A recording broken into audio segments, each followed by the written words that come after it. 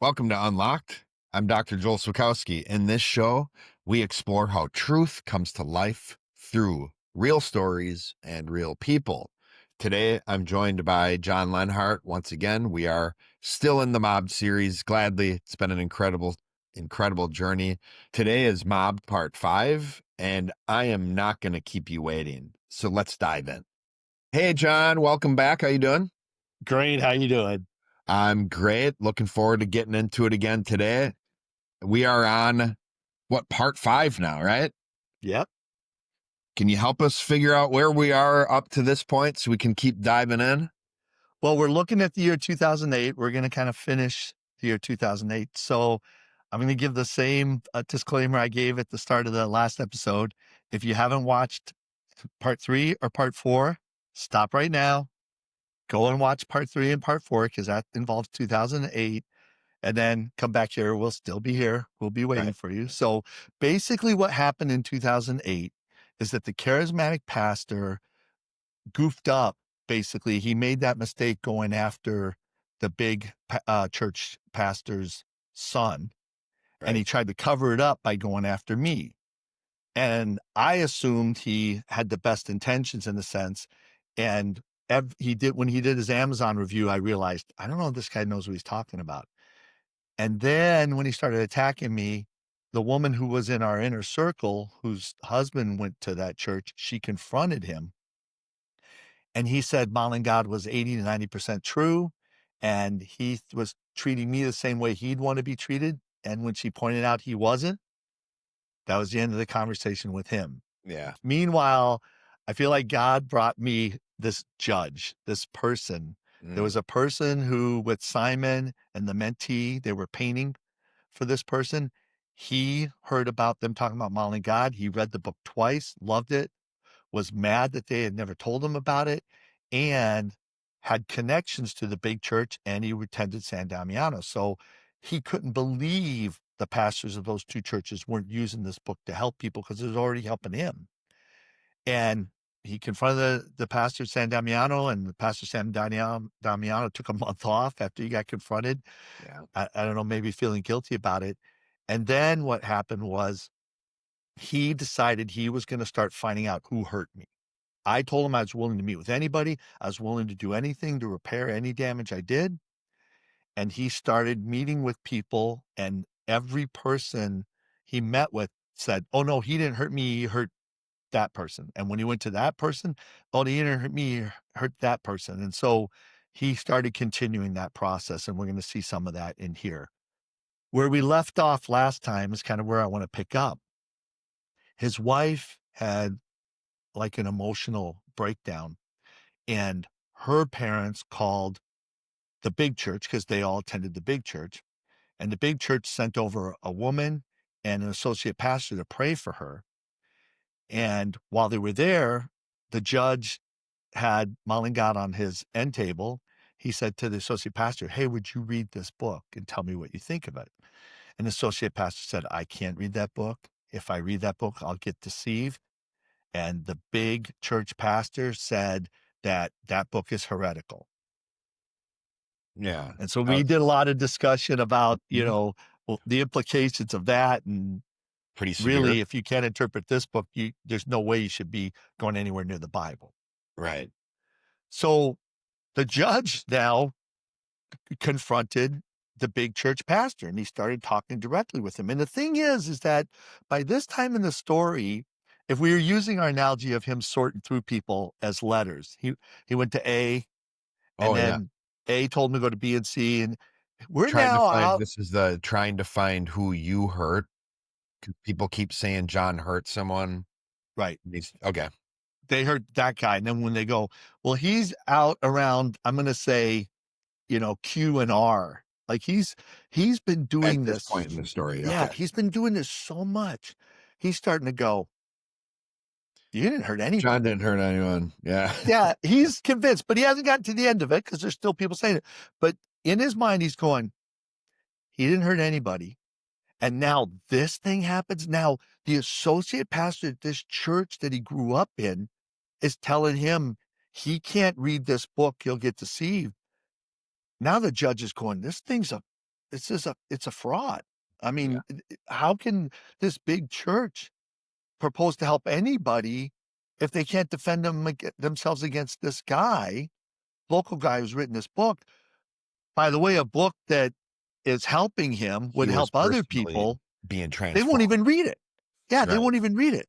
So he's feeling confident enough now that he's going to go sit with the big church pastor. Now realize this is somebody who grew up in this church, and this church is big.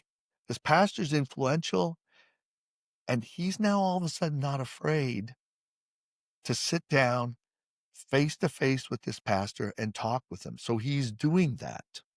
Now, like I said, what happened is the in-laws are sitting there in the presence of the associate pastor saying the big church pastor says this. And now the in-laws are telling people, and now people are starting to talk openly about, hey, this Modeling God book is really bad. So I decided to write the big church pastor.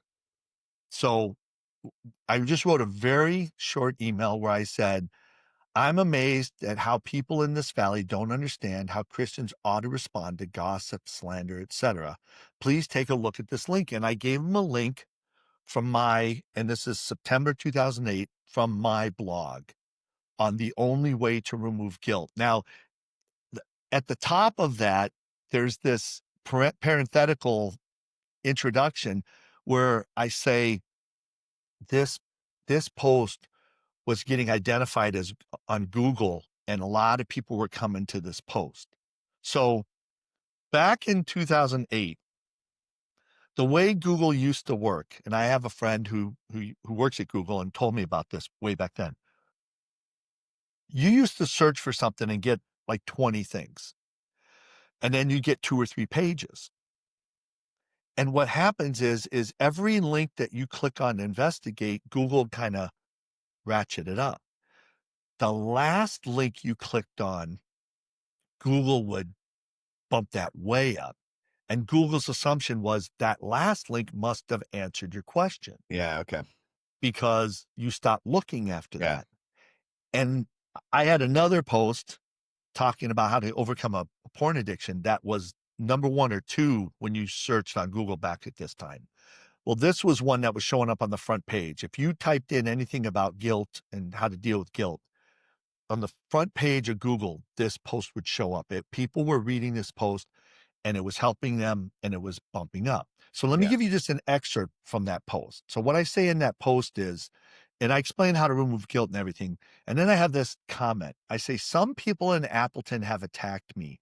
They have made up things about me and told them to others. That's literally what had been going on for the last Yeah. couple of years.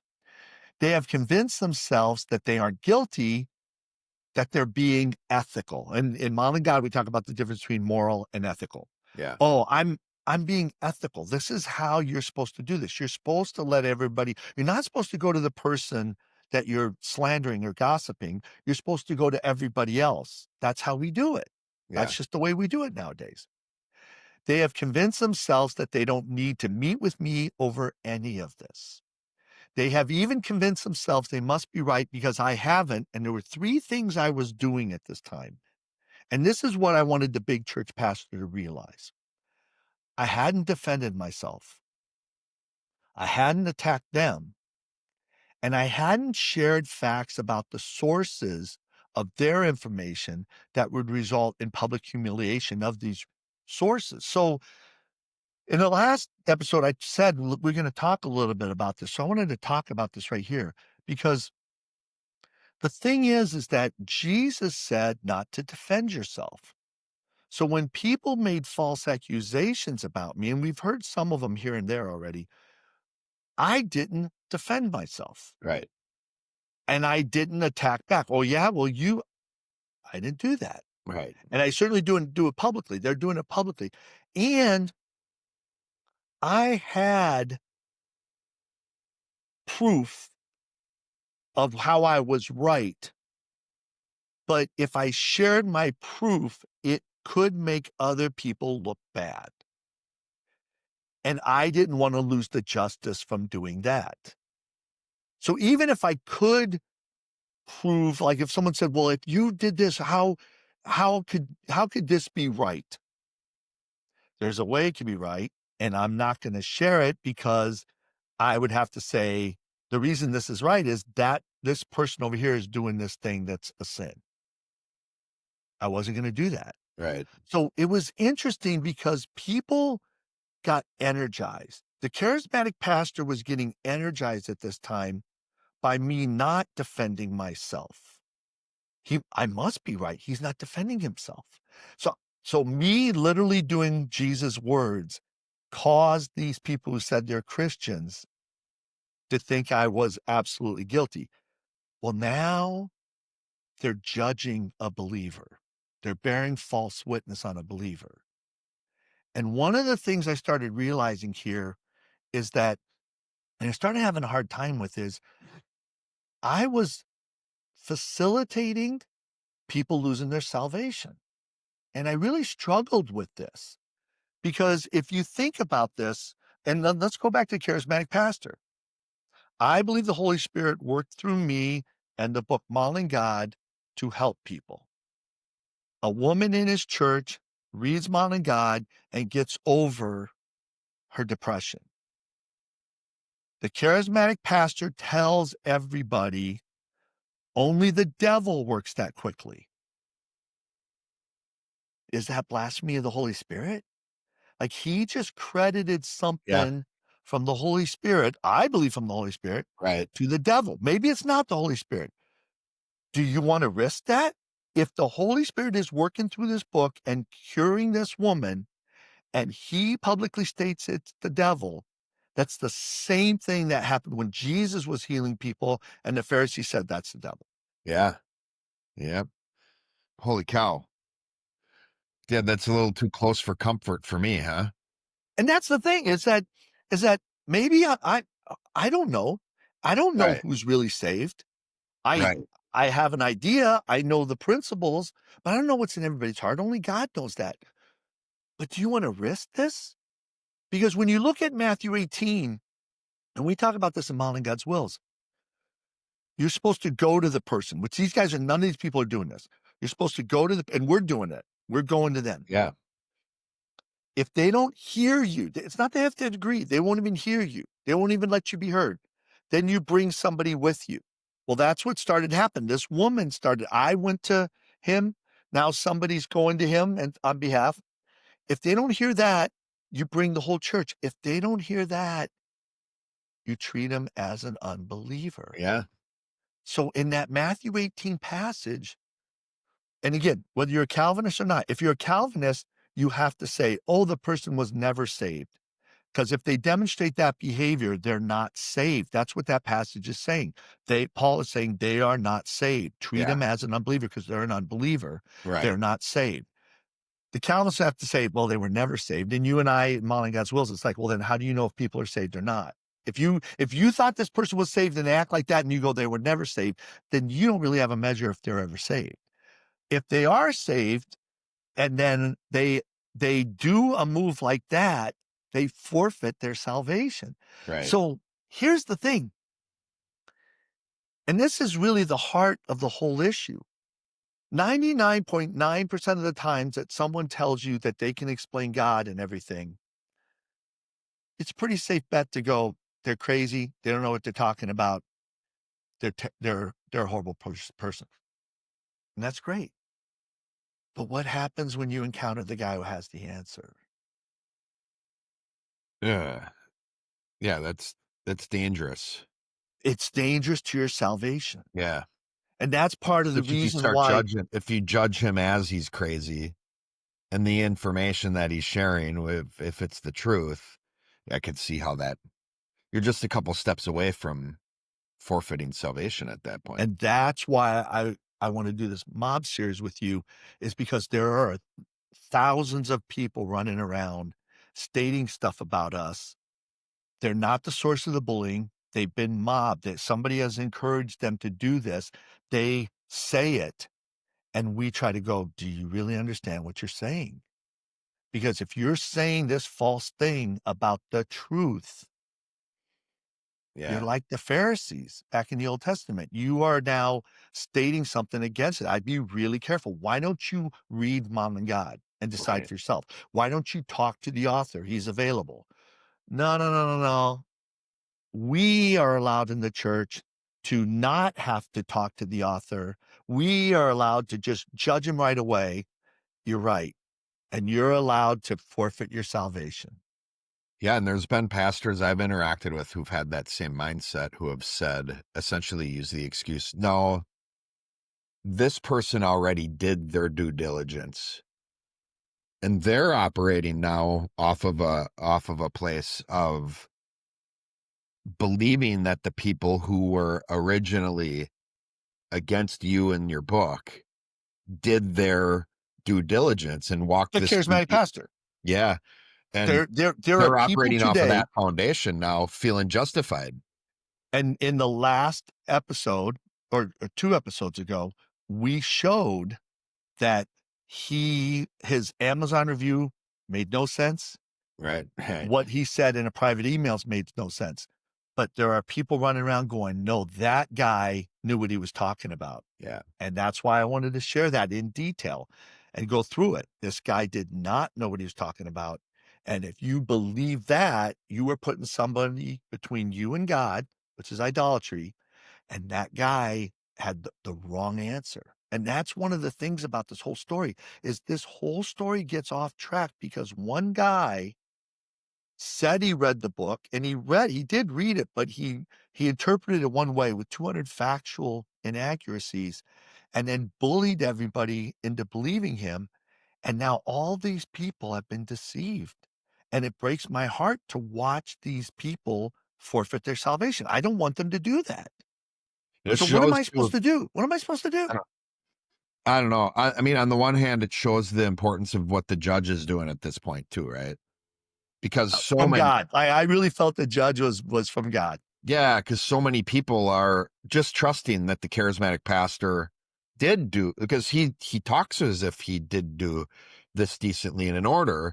People are trusting that he did, and then that trust in him, which could be idolatry, is like, because everybody's thinking, well, no, this charismatic pastor wouldn't be going after John if John didn't do something against him. And that's what the judge is trying to figure out. But on top, but back to your point though, about like, what are you supposed to, I don't know, John, like, what do you, like, how do you interact with people about this stuff without, like, do you know what your measure is for like when you start, like, how do you share this information? How do you confront people and stop short of maybe enabling or facilitating them to lose their salvation? So this is what I was going through at this time. And I think you're going to see it with this big church pastor. Okay. But I was starting to come to this realization. I wasn't there yet, but I was starting to come to this realization that these people said they knew what they were doing. I used to say, do you really want to talk about this? Do you really want to follow all the way through this? Because my feeling was if they heard me out, met with me, and followed all the way through with this, then they're most likely going to agree with it, because there isn't any contradictions. And I've actively asked people to find something wrong. Right. If they're not going to go with it, they don't deserve to go to heaven. They really weren't saved and they were never saved. So to me, that didn't bother me Yeah. at this point in the story. But what I was starting to realize, and you're going to see it, is that so what I mean doesn't bother me is I was saying, look, I'm asking people, if you'd asked me at that time, I said, I'm asking people if they want to talk about this. I'm asking if they're going to go all the way to the end of this. If they decide to not go all the way to the end of this, that's on them. Right. Over time, I started realizing, man, I started learning a lot about people, and people they really chose the easy way. They didn't want to understand this information for themselves. They wanted to have somebody else understand it. And they didn't want to get bullied by that guy. So they went with it. I don't want to say I agree with modeling God, because then that guy's going to bully me. Yeah, I'm with it. And it's like the bullying worked. Yeah. And now I'm sitting there going, and eventually in the story, I started going, and it won't happen until next year, but I started going, look at, I need to not initiate with any of these people because I'm causing all these people to go to hell. Okay. Now, again, there I'm facilitating. I say I'm not causing them. I'm facilitating it. But that's the role of a heretic. A heretic, someone who believes something different than the rest of the population. Yeah. The truth, Jesus was a heretic. He believed something different than the rest of the population. Yeah. He's That's a how truth this heretic. works. Right. Yes. So Yep. so the thing is and normally we kill heretics and then we realize afterwards, oh, wait a minute, maybe they were right, but we caught up in the moment. I'm living a heretic life here, and I'm Yeah. realizing part of the role of the heretic is to kind of separate out who really is pursuing God and wants to grow and who's saying they want to grow, but really doesn't want to grow. Right. Man.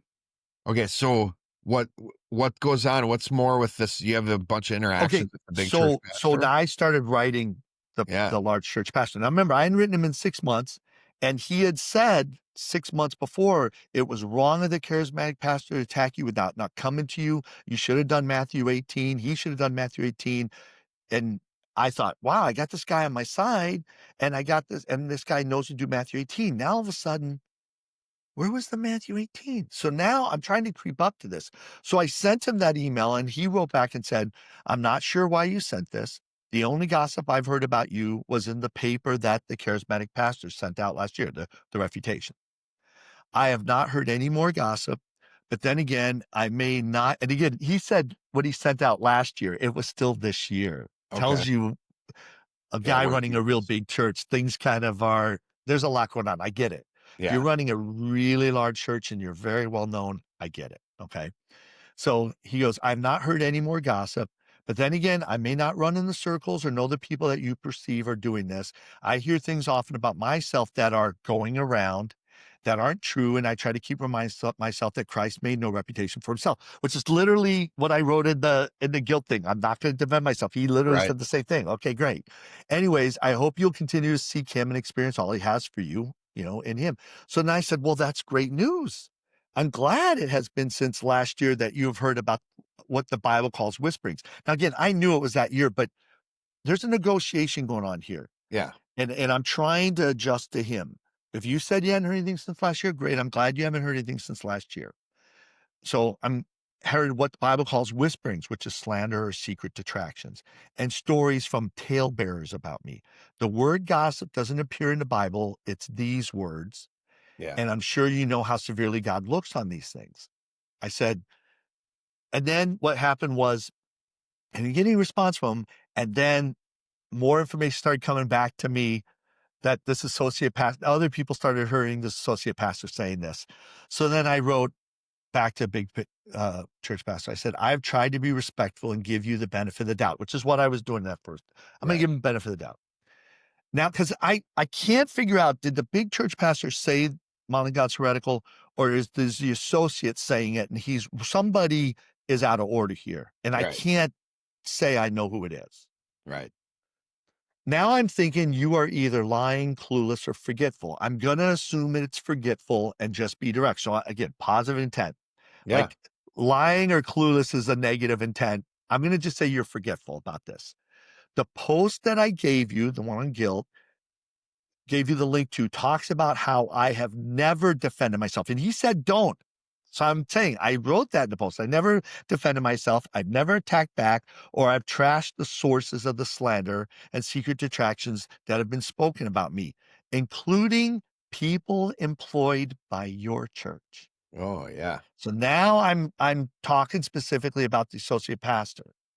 The interesting thing is that people think I must be guilty because I haven't done things that you consider okay for a Christian to do. So I'm blatantly saying, this shows you where I was at this time.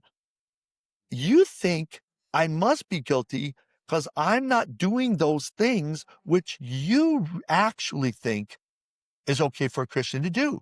Right. Because, otherwise you would never attack me. Why is it Right. okay to attack somebody?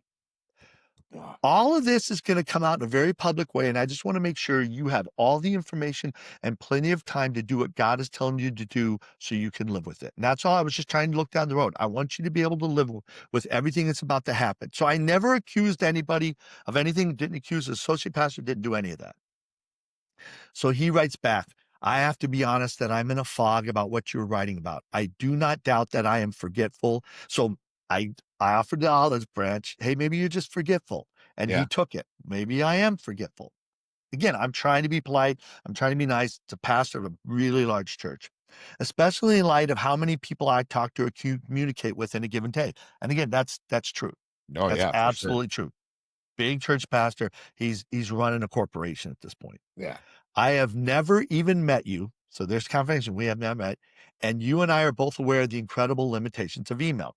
Okay, I'll give you that.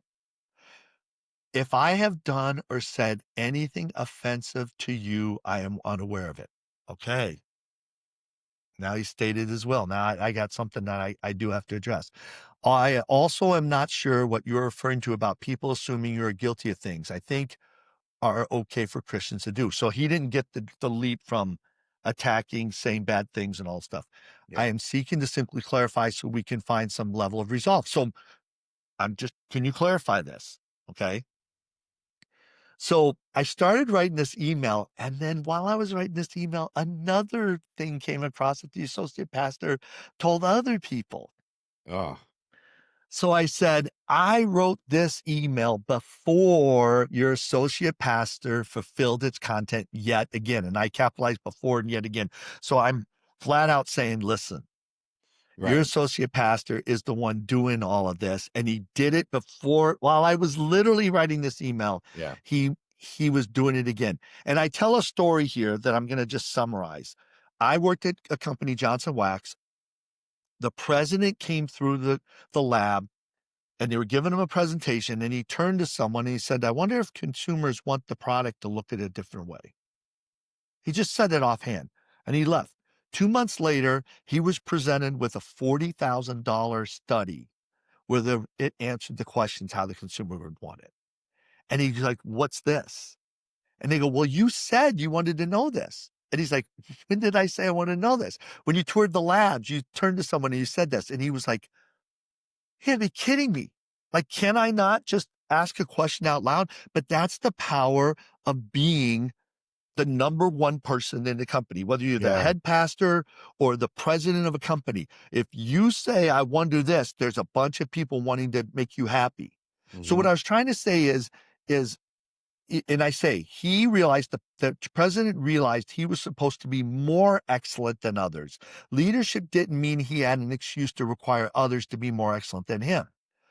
People in leadership, especially people who determine the salaries of those surrounding him, have to be very vigilant with what they say. So what I'm saying to him is, look, maybe you said something offhand. Maybe Right. you said something and didn't mean it. Maybe you didn't say this is totally heretical. I'm literally trying to help this guy. And Yeah. I'm not antagonistic to him. I am trying to understand him. You have said some things about me to people in your employ. They have repeated it to others, and the people who hear this draw a conclusion and spread a message in your name that you are responsible for. Talk to the judge about the response to your associate pastor's words within his family. So I know he was meeting with the judge. Right. Right. I'm telling him, why don't you talk to the judge and ask him specifically, hey, did my associate pastor show up and say these things? Because the judge wasn't bringing that up either. He was enjoying going head to head and talking. I'm going to talk about what those conversations were like in a second. So I said to him, you can't have it both ways. You can't be in charge, get the salary, get the vacation, surround yourself with people who are afraid to challenge you, and say that it isn't your responsibility for what these people do with your words. Right. So I'm trying to say, was it your words and you need to confess and repent? Or was it this guy running rogue? I'm trying to give him, I'm trying to meet him halfway and I'm trying to Yeah. give him an out, but the out would be, hey, I said some off things and I was wrong. I said, I have always, and I capitalized always, written to authors about the meanings of their words before I make a judgment. Why? Because I want the same treatment with my words about these people. I don't want to be a hypocrite. If you want to not ask questions about what someone has communicated, whether it's a book, a sermon, an interview, etc., but don't want to be responsible for how you interpret these communications, or worse, don't want to be responsible for how people interpret your communications, then you're trying to have it both ways. So this is where I'm addressing this. Like, look, You're taking other people's salvation off course. Ooh, You're yeah. the one now saying stuff and encouraging people not. He's in the position of the charismatic pastor now. Yeah. Now, people are taking what he's saying. They're not looking for themselves. They have an excuse not to look. And now he's causing people to lose their salvation. You don't want to clarify the intent of my words with me, and you want my words to mean what you think. So I flat out said to him, this is the issue. Then you shouldn't expect to escape the judgment that comes on you when others misinterpret your words. So I did understand an unconscious confrontation back then. I Oh, said, for what is sure. God telling you to do? I think you have some critical decisions to make that will let God know whether to make you pay or allow you the time to fix all of this yourself. Yeah, that's incredible. Okay, so man, I mean, I know this about you. Like, I've seen you write about other authors when your blog was live. You would, and so it's definitely clear. You aren't afraid of naming people. But I just had somebody 2 days ago ask me about some interactions and some claims you made, even on this mob series about like Creflo Dollar and I said, well, I'll just say this. I've known John for a long time. And every time John names a person explicitly like that, he's already done his due diligence of reaching out to that person. And Yep. I said same reason, because John would always want people to come to him first. Yep. So that's where it's like I always saw, like, when your blog was live, especially, is like when you would name a person, and there were a couple really, really, like, highly influential authors back in the day that made some glaring mistakes and intentional changing the Bible type stuff. Right. When you would name it, it always was a little bit more alarming to me, because I knew you had reached out to that person, Yeah, and I'd written him an email. Yep. which made it even worse, right? It was like, at this point, it's like, so when the person just ignores you reaching out to them like that, and that's where it's like, I'm seeing this with the charismatic pastor, and maybe now with the big church pastor, is like, these people are responding to you in a way, almost villainizing you, when really what you're doing is trying to give them the benefit of the doubt, trying to understand them, trying to help them. And the response is just always, especially from Christian leaders, it's often alarming. Well, because they read it as abuse. And if there was nothing in that email that was abuse, it was tense. Right. It was absolutely tense, So let's but go there back was to last nothing. last episode. You talked about people treating different as if it's wrong and bad. Right. Different and uncomfortable equals wrong and bad, Right. is what these So people. if you look at that email, I didn't attack him. I didn't Right. abuse him. I didn't humiliate him. And again, this is all in private, Mhm. but it was tense. It was direct. It was after, and it was a series of emails that got me to there. So that's why I want to show people, like, interacting with me, I am going to try to help you be right the whole way. And if you keep, rationalizing and digging yourself a hole, I'm going to track you down. And Yeah. then I finally had to be direct with him because he said, he was unaware and he wanted to understand this. So how does he respond? And again, this is 17 years ago. So I think this is very refreshing how he responds, because you're right. Don't get these type of responses today. And I think No. it shows how the thought process of people are just shot. So after I wrote that very tense email that was not abusive, he says, this feels like it is turning into a whirlwind. I did mention to a few of our pastors that I had concerns about what I had read so far in your book, but that I had not read it all. Okay. So That is I refreshing. offered him the out. His out is, I did say some things. So it's it's not the associate pastor is not out of line. Well, maybe he is, but depending on what he said, the big church pastor, but he felt like second sentence. And this guy's strategic. He's smart. He isn't gonna have a big church and involved in national boards and stuff if he's not really smart. Right. Right. So this is how I help people when I executive coach. I help them write the type of email I wrote. And when you deal with a guy like this who is just very political and very savvy, you get this type of email. When you write to little boys who are in charge of churches, you get the, "Oh, I don't appreciate how you talk to me," blah, blah, blah, blah, So this is really, to me, is like fascinating. And again, people don't know this side of the story. So the next sentence. So I love that you started with so. So if the associate pastor said something more than I said to him, I will talk to him about it. So there's his answer. Yeah. If he said something more than I said, I will handle this. Okay. If there is something that I or anyone here has done or said to offend you, we are sorry. That was not our intent. That paragraph is the signal of a negotiation. And Okay. again, it's okay if you don't see it, but if you've worked in the corporate world, if you're business savvy, what he just did was he said, okay, I said things, but I don't think what I said he should have said this, but maybe he did, but it doesn't matter. I will address him. And we didn't intend to do anything. Okay. Now here comes the turn. Like, okay, you can't end there Right. Right.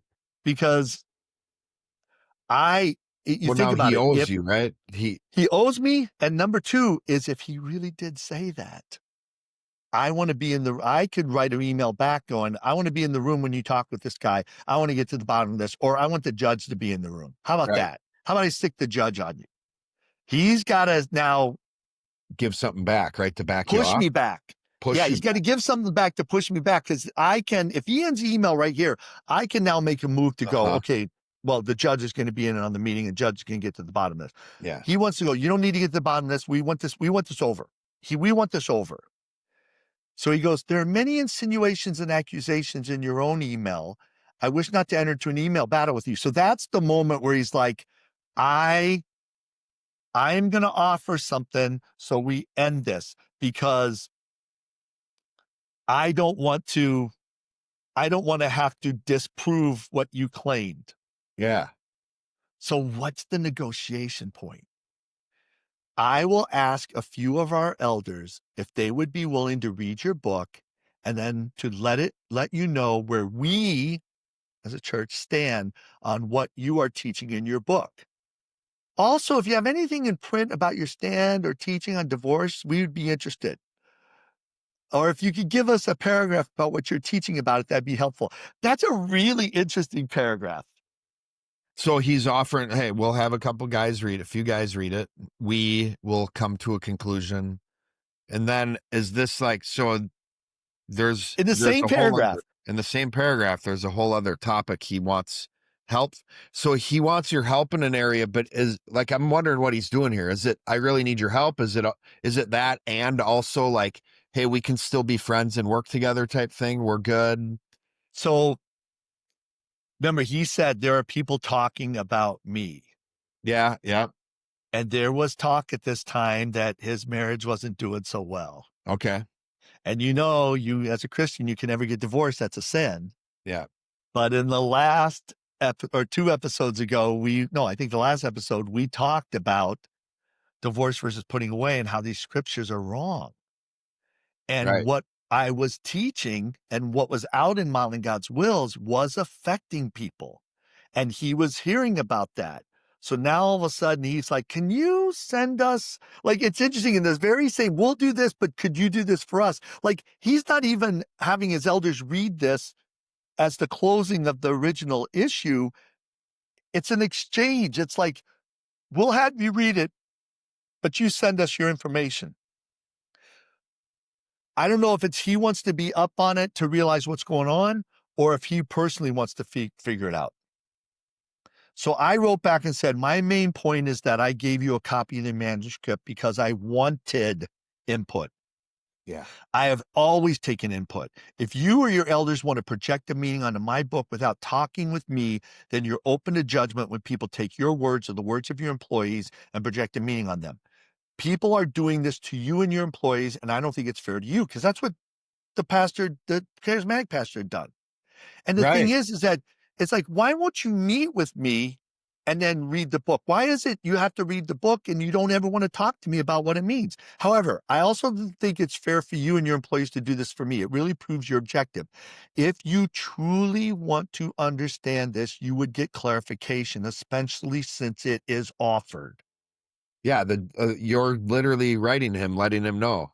You Yeah, c let's meet. Yeah. If you want to block out additional information in order to feel right in the short term, you won't talk to me. As for the divorce stuff, this is what the next book is about, Modeling God's Wills. However, it is built on how God's will comes about. So I wanted to show them this book isn't about divorce. This book is about God's will. I don't think it's profitable to summarize it unless you're going to ask questions or have someone ask questions so you can get the whole story. Meaning, I'm not going to just give you a paragraph. But it's fun That's you're ridiculous. and honestly, even at the time without saying it, what you're saying is this is just one piece of a system. Right. And if you're gonna be analytical with divorce and marriage and putting away, you're gonna be it's gonna be dangerous for you to misinterpret it, to run forward with something analytical when you're not seeing the whole, what you said, like God's will is the bigger system. So Right. you're not using the word system, you're not using synthesis and Right. analysis, I but didn't know any of that then. Yeah. all that is running through your response. It's pretty Right. incredible. So I said, I have an email with all the links to back everything up that I'm willing to send you. That is the shortest explanation I give you without requiring you to talk to me.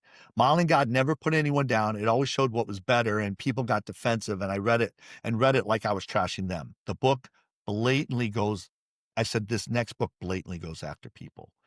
The next book deals with one, how God's will occurs, two, the doctrine of marriage, three, the doctrine of the meaning of life, four, the doctrine of divorce, five, the divinity of Jesus. When tradition is used to explain the first 4 points, then the result is that churches are teaching that Jesus is not the Son of God. And that's the Mark 10, 11, and 12 thing that Oh, I took the Moody people through. right. Okay. Remember, Jesus lived under the law. I've been writing to Bible publishers. So here's your point you just made that I write before I say this. Yeah. I've been writing to Bible publishers and they have really embarrassed themselves with their explanation of Mark 10, 11, 12. I talk to people at the International Christian Retail and Show, and they're interested in the book because using the word divorce in Mark 10, 11, 12 is blasphemous and there's no explanation. Everyone argued with me until I showed them the implications of Jesus actually speaking the words that he's credited with in every Bible except the ASV and the King James. Then their eyes opened wider and they said, send me the book. So I was trying to tell them, look, you're getting close to blasphemy if you're not appreciating this And next it's one. This all next book's unconscious. hardcore. It's still Modeling like, God's Wills is hard. oh, it is. Yeah, it's big. It's a bigger book. It's a lot more uncomfortable. A And lot it's more and uncomfortable. it shows you how far off we've gotten. It's got Hmm. all the proof, and it really causes the reader to go, "Oh man, I need to do some things or I'm giving up my salvation." Right. I believe I can explain to you why God's will is not happening on earth as in heaven. This next book does that. I would love to meet with you or any of your staff to discuss this because this is the key to bringing about God's will. Doing what we've always been doing is not going to change the results. I have shared the marriage and divorce doctrine with some pastors, and they've become depressed because they know they have been leading, they have been teaching the wrong thing.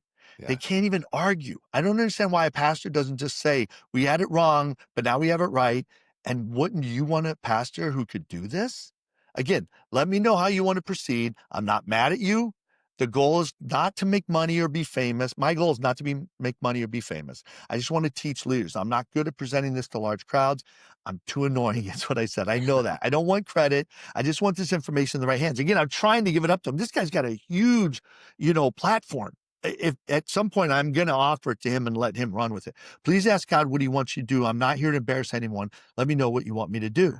And then I copied over the part of him asking the elders, and I said, no one has publicly shown where modeling God is wrong and quoted the book accurately. And no one has. The charismatic pastor quoted it wrong, Yeah. inaccurately. People can disagree. However, I have 14 years experience talking with pastors and theologians about this material. And that's how long I had been working on this. Yeah. And I've yet to find one of these people who will take a public stand because everything in modeling God is rooted in the Bible.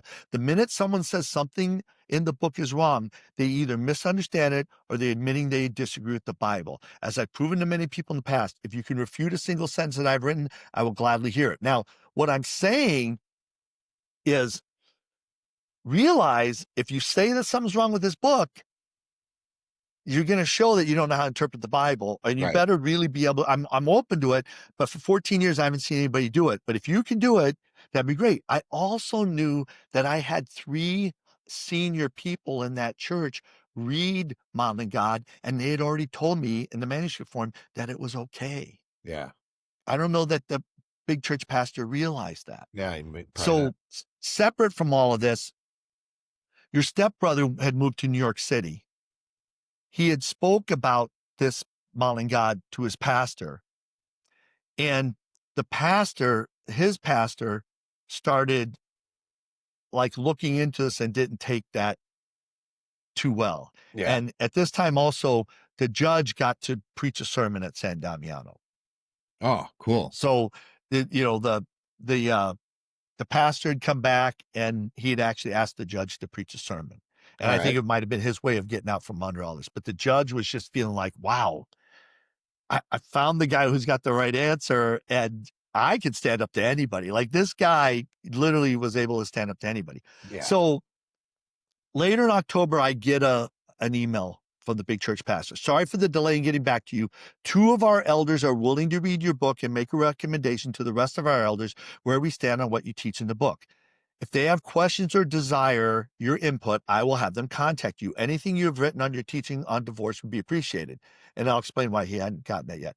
Because there are a few people in our church and a few others who are asking us where we stand on what you're teaching. We feel a responsibility to find out more and to be able to give informed advice to those who seek it. So now this was turning into again, because his associate was running around saying this, there were Central people coming back to him and going, did you really say it was heretical or not? So he was starting to go, we got to do something about this because I'm in a church, a big church, and there's a lot of people in my big church asking me where I stand because the associate pastor told everybody or told the judge's in-laws, and his in-laws ran and told everybody he said this. Yeah. I mean, and this, some of that was specifically about divorce and putting away in marriage too, right? No, I think it was modeling God. Okay.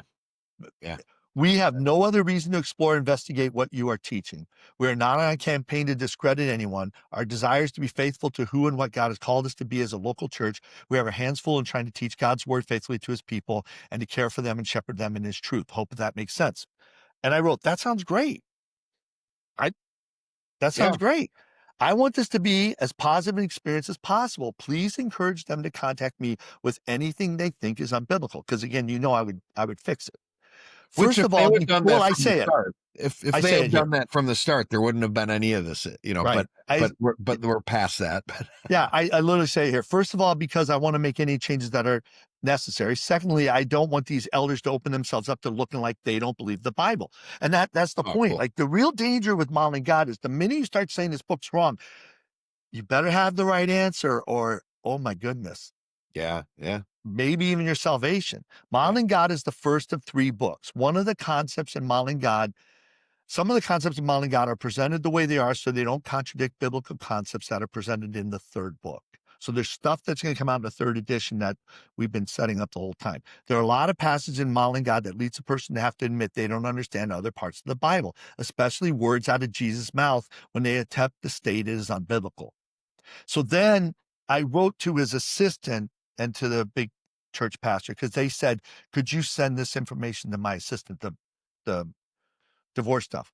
I Yeah. said, I sent the info from the other account. So I had 2 accounts at this time. This account, so I'm sending it from the current account. This account that we have been writing on doesn't exist on a computer. It's all in cyberspace and it's hard to explain back then how that worked.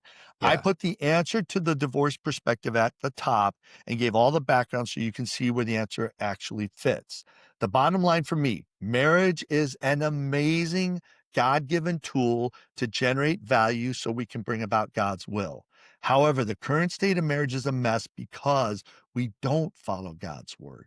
We follow our man-made tradition. Problem number 1, we have been following a man-made tradition in place of God's will for marriage, and it leads to bad marriages and us not being able to bring about God's will. Problem number 2, there seems to be a conspiracy among the current church to keep the existence of problem number 1 for people. I was having more trouble with problem number 2 than problem number 1. Yeah. Yeah.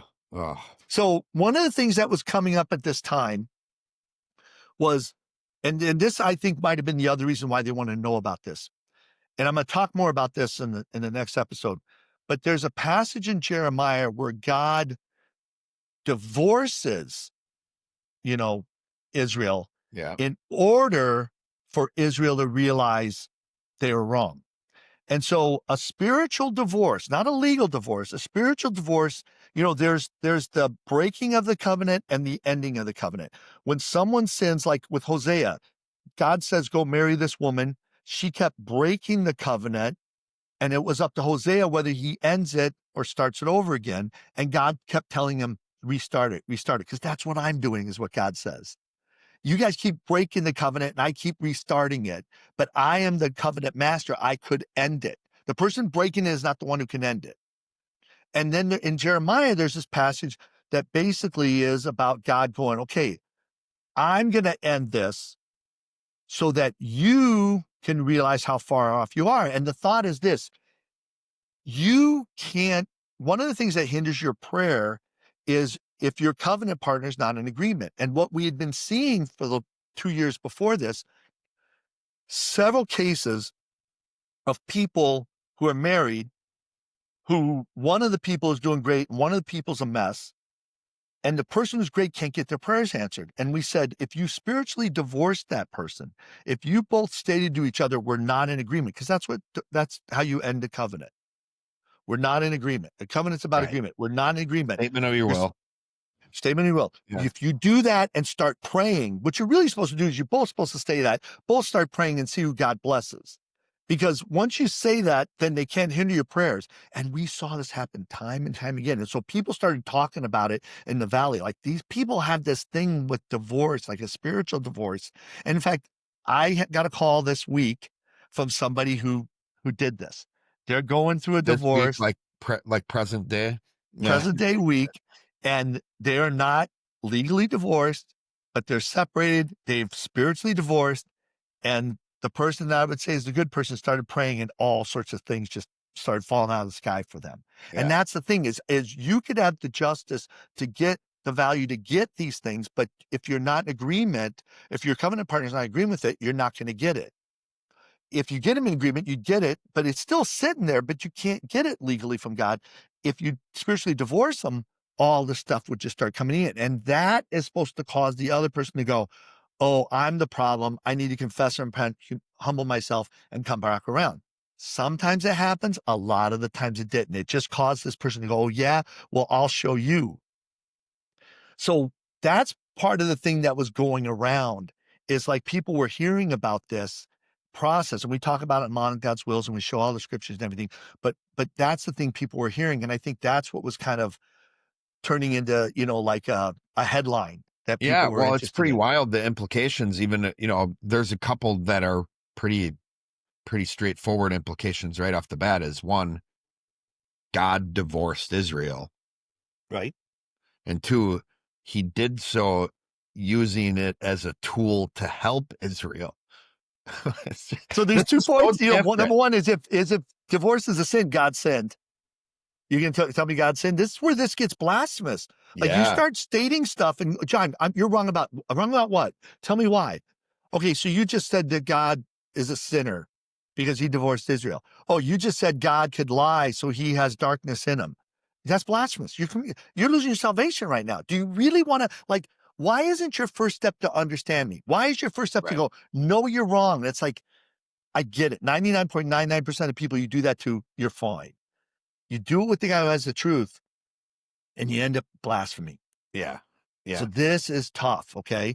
Now, Yeah. the judge and the mentee were both meeting with the big church pastor at this time. And one of the things that the judge told me, and the mentee said this too, but the judge was really like, this almost turned into the judge's job. He just loved meeting with this Oh big yeah. church pastor, but he noticed a pattern. Again, he was really smart.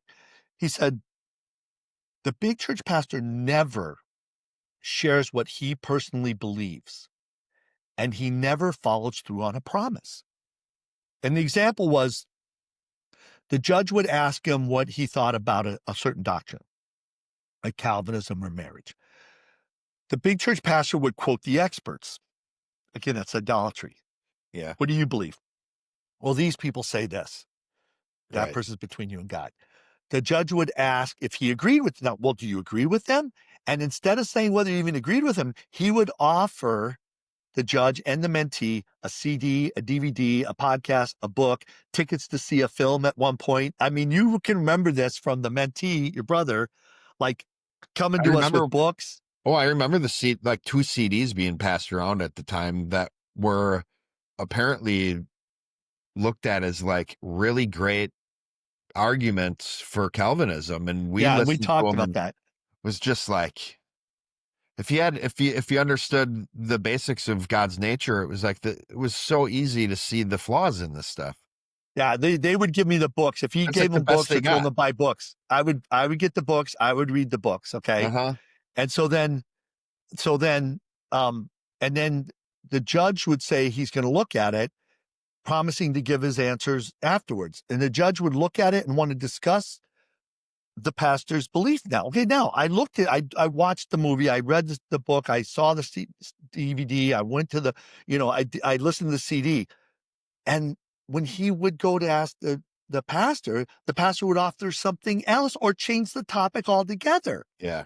And the judge would offer the big church pastor material, and the big church pastor wouldn't read any of it. So it was all one way. The big church pastor wanted him to look at all these resources, to agree with him, but never say what he believed. And when he did all that, the big church pastor wouldn't do it vice versa. Okay. So the mentee is also meeting with them, and it's going really well. But they were meeting separate. Yeah. And so when the big church pastor would make some sort of insinuation about me to them, every time, the mentee or the judge would say, "Well, back it up. What did he say? What does he mean?" And then the big church pastor would just back down, and only to try to come at me in a different way. So he's sitting there trying to work on these guys. And he at one point said, "I wish I had people who are loyal to me as you are loyal to John." And they both went, "Loyal? We're What do you not mean? loyal to John. We're defending the truth. He is taught, The truth. we have learned this information. It's in the Bible, and we're talking about that." So Yeah. it was funny. The pastor kind of saw that. So to kind of pull this thing to a close, it was in October, when during these meetings, that the big church pastor bragged to the judge and the mentee that he was on the National Evangelical Board. All So right. he was one of I think 10 people, 10 pastors across the United States that was on the National Evangelical Board. That's how big this guy was Yeah. and how savvy and everything Mm-hmm. he was. And by this time, I had applied for 500 jobs. Oof. I was actively trying to get a job. Yep. And so in November, I wrote to the pastor and I said, "I hear the judge and the mentee are raving about their conversations with you.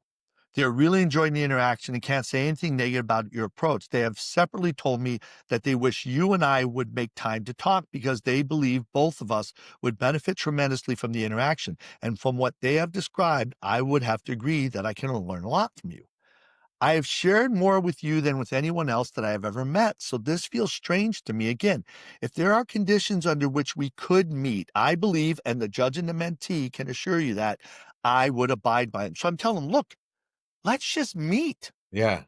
Let's just meet, and you set all the conditions. Let's just I want him to kind of humanize me, because it's easy to trust me if you don't ever consider me human. Right. Again, thank you for making the effort to reach out to me, keep me informed." And he responded, "We had an incredible time in Algeria meeting with some top government leaders and Muslim leaders and imams. He is working in unprecedented ways. Glad to hear that both the judge and the mentee are responding favorably to our times together. They both have a hunger for God and his truth, and that is refreshing." So yeah, it's going great. "I believe that our few elders are making progress on reading your book and your writings and may be ready to respond fairly soon. I know soon is a relative term, so realistically, I'm wondering if the beginning of the year will work. Thanks for the feedback." So I'm like, yeah, beginning of the year, we're in November, beginning of the year would be great. Yeah. Now, Couple months. to kind of wrap this all up, I interviewed with Seventh Generation. Seventh Generation back then was a very small consumer products company. I thought, well, certainly these people will hire me because and I'll go move to Vermont and I might end up running that company because of my experience. They passed on me too. I just literally could not get a Could not job get a no matter job. how hard I tried.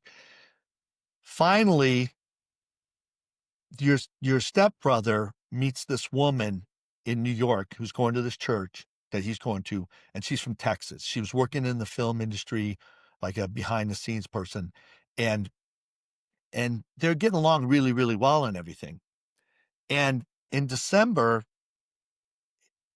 the, their church in New York writes a review on Amazon trashing Modeling God. The church in New York. Yeah. And Yeah. then they kick the Texan woman out of their church because she was supporting Modeling God. How'd that? So Yeah. the elders are going to decide, starting the next year. But before we do that, I want to kind of set up the next Mob 6. Okay. There is a thread, there is a layer over everything that I've kind of hinted at. And what I'd like to do is I'd like to tie all of 2008 together, but I'm going to start before that.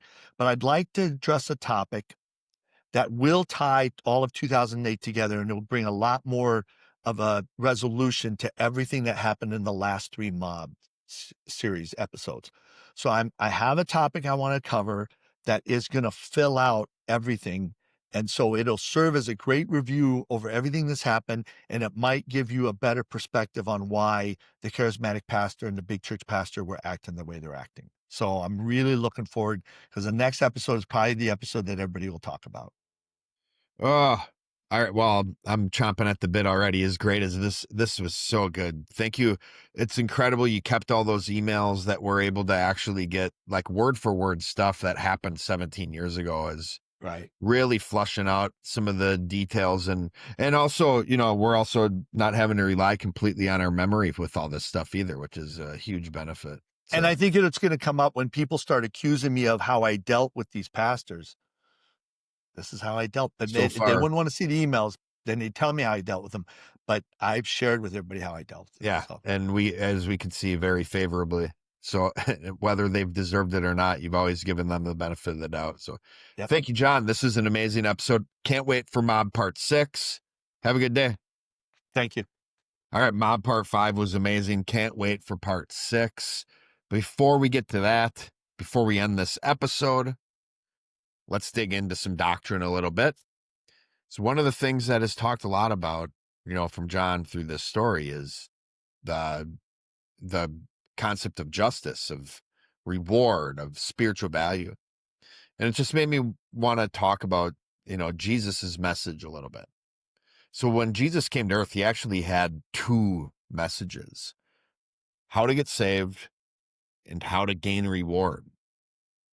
So a lot of times the church has those messages lumped, which is why there's entire denominations that have conflicts and debates over how do you get saved? Do you earn your salvation? Is it works based or not? What do we do with our reward? Is salvation our reward? Thing is, those are 2 separate messages. And really, the salvation message comes down to grace through faith, right? It comes down to me taking direction from God, a God that I can't see, more over time. And that me taking direction is not me working. That is me allowing God to work through me. So that is God's righteousness through me for salvation. Would be accredited to me for salvation. And that's what God's doing. During the time period we live in now with the Holy Spirit being, poured out upon all flesh, those of us who are believers have the Holy Spirit living in us. And that grace, the divine influence upon the heart and its reflection in the life, that grace is the Holy Spirit working through us. So again, I make a decision to allow God to work through me, but it is God's work, God's truth through me, God's Spirit through me. Therefore, I didn't do anything to earn that salvation. It's all God, and it's all paid for and connected to God by Jesus, our Savior. Now, reward, on the other hand, is my works, my righteousness. So This is literally like, we're talking about giving to the poor and helping prisoners. There's ways, if God tells me to do these things, that's one thing. But if I come up with the idea, if I'm the origin of my behavior, if I'm the origin of these decisions or the works that I'm doing, that would be the reward message, the reward model. And that's really where this justice, this reward, this spiritual value comes into play that John has been talking about. So with all that said, there's two things I wanted to discuss real quickly as far as how do we gain reward, because reward's really important, especially as it relates to God's will. Gaining reward really comes down to two methods. One, you can give to someone who won't or can't give back to you. So, or giving to someone without expecting anything in return. So really love is one of the greatest ways that we can gain value. Because when I love somebody, justice says that I'm owed. Great, right? The other one is what John is very familiar with, and most of the great heroes and heroines of the Bible are familiar with as well, including Jesus. It is handling injustice well, especially handling persecution, handling abuse well.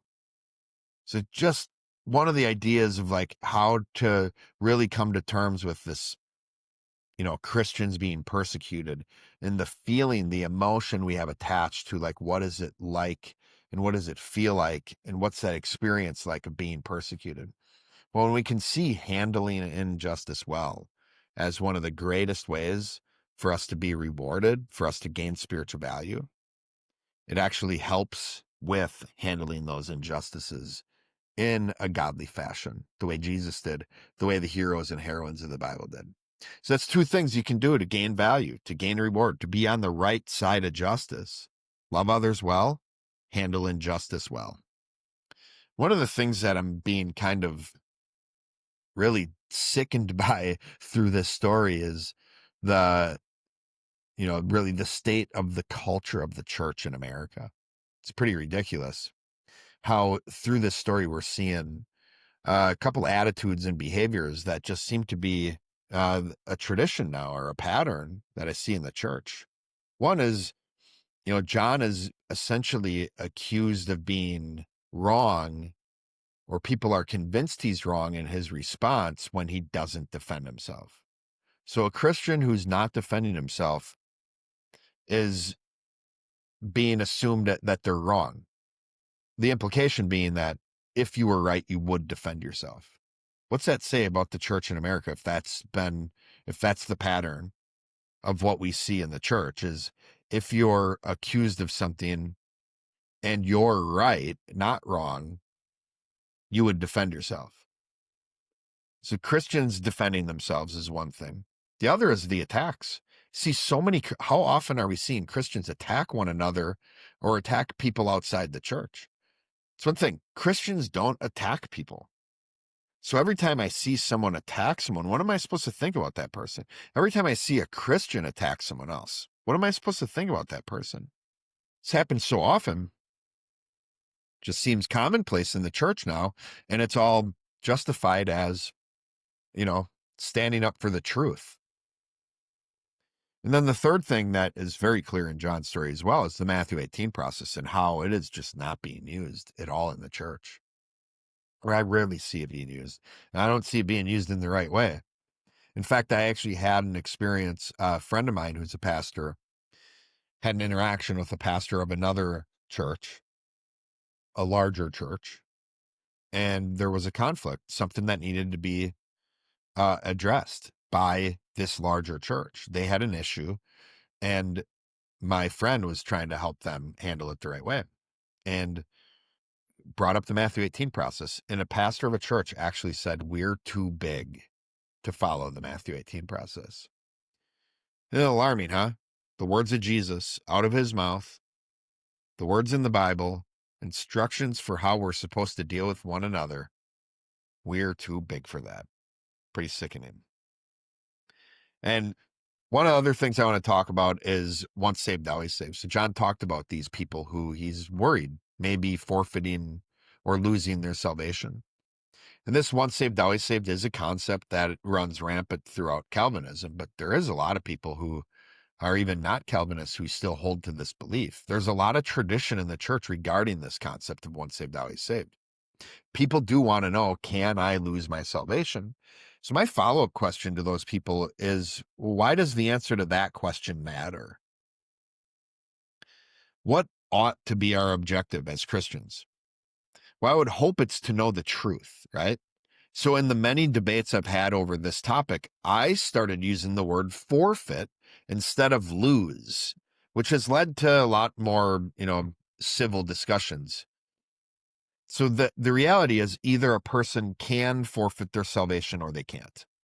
My goal here is to help people who believe in once saved, always saved, consider that they could be wrong and ultimately get the discussion in the right place. What is the measure of salvation? This is the question we ought to be asking instead of, can I lose my salvation? The answer to what is the measure of salvation is how I respond to sin. If the measure for salvation was not sinning, then no one would go to heaven. We all sin, even Christians. What separates a Christian from a non-Christian is their response to sin. Christians confess and repent. How do you handle sin in your life? How do you handle when others sin against you? That's it for today on Unlocked. I'm Dr. Joel Swakowski. Per usual, you can find John Lenhart on X, on Instagram, both with the handle @modelinggod. You can also find him at modelinggod.com, where you can purchase his books. You can also find him at flosis.com, where you can learn about the model for the mind and the brain. He's also very active on LinkedIn. So go check out these resources. Reach out to John if you'd like. Reach out to me if you'd like. Keep learning. And thank you for listening. Keep seeking truth. Keep living it out. We'll see you next time.